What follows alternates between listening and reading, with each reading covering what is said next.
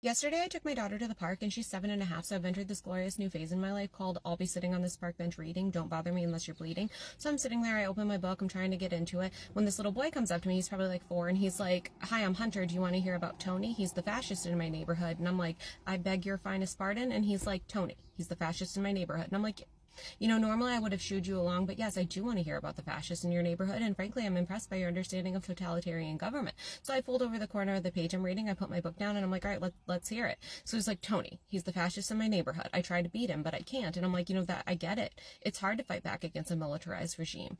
And then he's like, "Do you like my shirt? It's pink." And I'm like, "Yeah, I love your shirt." And he's like, "Well, Tony says it's for girls." And I'm like, that tracks. Fascists generally discourage individualism. So suddenly this woman comes up to us and she's like, "Hunter, go play." And she turns to me and she's like, "I'm sorry, he was bothering you." And I'm like, "No, it's cool. He was just telling you about your little Tony problem." And she's like, "Oh my God, Tony is all he talks about." And I'm like, "Well, it's pretty serious." And she goes, "Well, I've been trying to explain to him that Tony's a lot older than you. He runs track and field. You're never going to beat him." And I'm thinking hold up there, Rock Turner's mom. This is 2024. We don't just let student athletes do whatever they want anymore. And then suddenly it hits me. The boy was saying Tony's the fastest in the neighborhood, not the fascist.